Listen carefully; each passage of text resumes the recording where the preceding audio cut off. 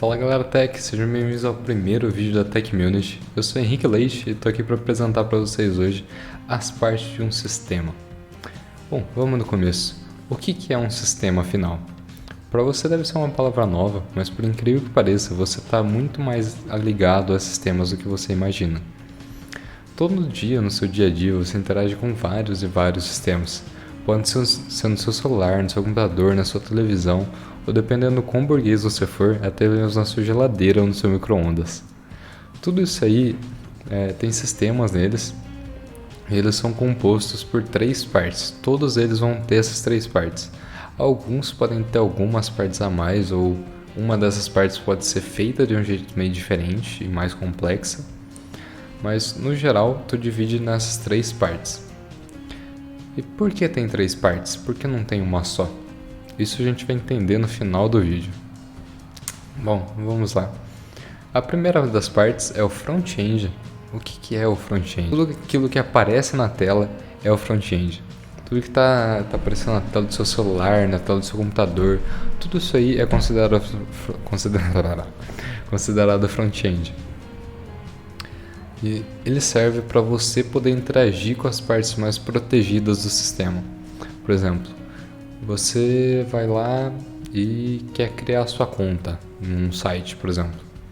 O front-end é a parte que permite que você converse com as partes protegidas do sistema, que são o back-end, a gente vai falar disso um pouquinho depois, mas que você converse com essas partes mais protegidas de um jeito que o back-end entenda.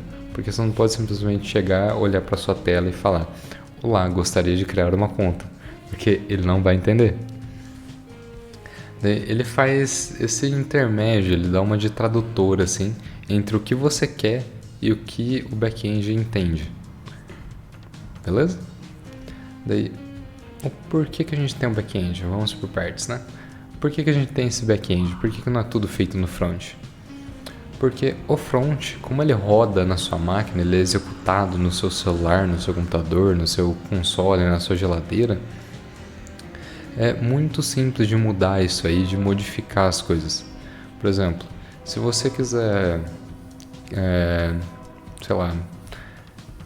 enganar o tradutor que faz essa tradução de você pro back-end, se você falar a língua dele, souber programar e tal, daí você vai conseguir mudar o que ele fala para ser um pouco diferente.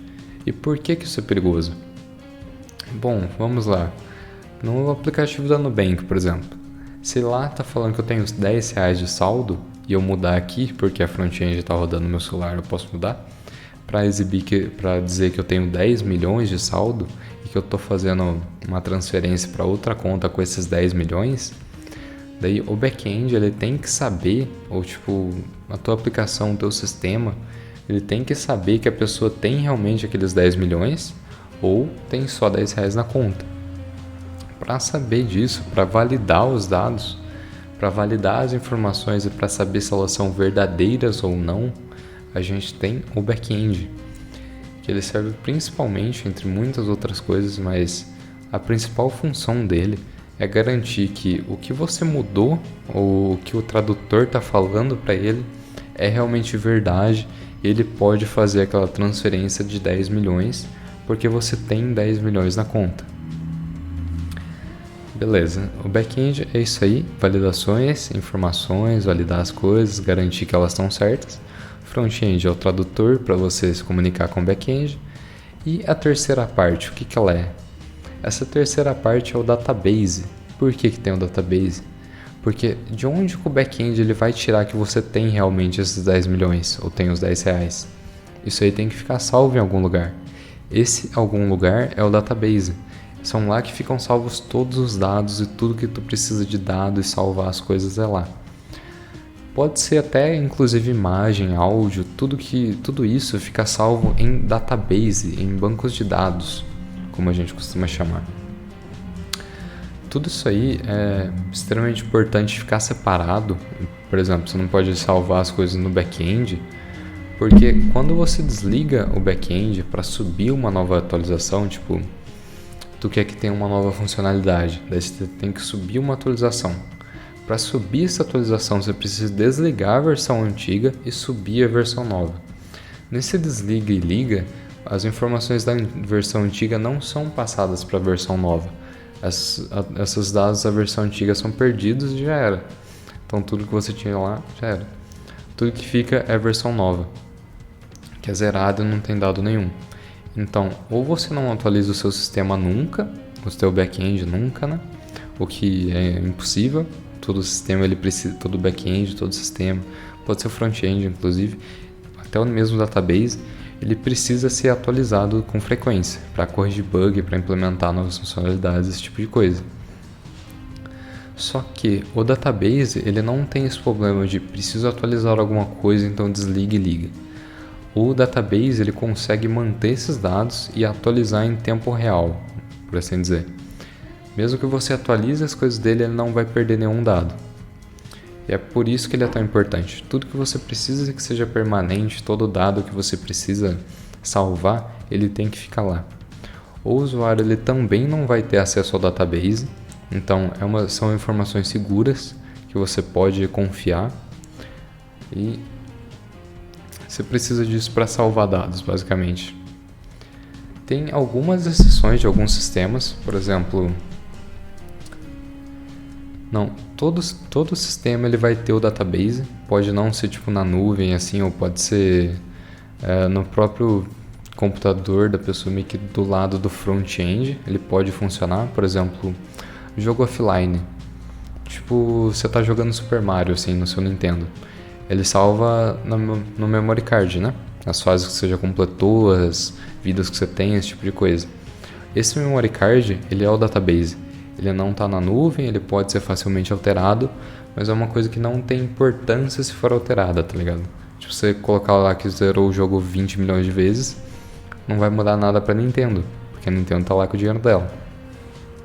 Agora, se fosse tipo na loja online da Nintendo, você não pode alterar que você tem todos os jogos dela. Você precisa ter pago para ter aquilo lá. E por isso que o database da Nintendo fica na nuvem, fora do acesso das pessoas, fora do acesso de quem está usando esse site.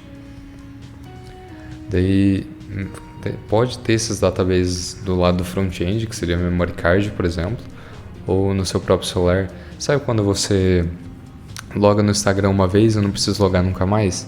Isso aí é porque ele tem um database interno, assim, do front-end, que ele vai salvar esses seus dados e na próxima vez que você abrir o aplicativo, ele vai buscar lá esses dados e já vai fazer login automático. Daí você não vai precisar colocar seu e-mail e sua senha de novo.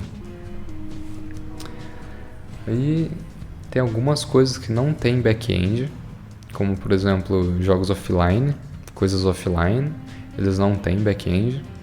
Pode ser inclusive se você tiver uma geladeira inteligente, esse tipo de coisa. Algumas, tipo aquela que tem acesso à Amazon, ele pode ter um back-endzinho para fazer essa comunicação, para salvar algumas coisas pessoais suas. Mas se for direto da Amazon, assim, da sua geladeira com a Amazon, ele não vai ter o back-end, vai ser o back-end da própria Amazon. O sistema ele só vai servir de tradutor. Você pode considerar sendo parte do sistema, mas como tipo provavelmente empresas diferentes que cuidam de cada uma das partes, eu não considero muito parte do sistema, já que é coisas diferentes, mas você pode considerar também. Daí micro-ondas inteligentes, esse tipo de coisa, vai ter só o front-end e um database. O back-end ele é necessário se você for fazer qualquer coisa online, assim, ou qualquer coisa que precise de mais segurança. Por exemplo, jogos online, tipo de MMO ou League of Legends, Free Fire, tudo isso vai ter um back-end. O Instagram, por exemplo, para que eu poste uma imagem lá no Instagram e você receba aí no seu. Precisa ter um back-end para fazer esse intermédio. Não pode só o meu front-end, o meu aplicativozinho do Instagram se comunicar direto com o seu. Ele precisa fazer essa ligação entre os três pontos. E, caras, é basicamente isso. São essas as três partes de todos os sistemas. É isso para que cada uma serve. Eu acho que deu para entender até aqui o porquê que tem essas três partes, que nem eu tinha falado no começo lá do vídeo. E por que não tem só o front-end, por exemplo. Mas se vocês tiverem alguma dúvida, cara, deixa aí nos comentários ou entra na nossa comunidade lá no Discord e posta lá em algum dos canais de dúvida. Se vocês quiserem um vídeo mais específico a respeito de algumas dessas partes ou de todas as partes, um vídeo para cada uma, mais aprofundado, falando de algumas partes mais complexas, cara, deixa aí nos comentários, eu faço mais um vídeo a respeito. Se você gostou, compartilhe com os amigos, entra lá na nossa comunidade do Discord para tirar suas dúvidas e tchau, tchau.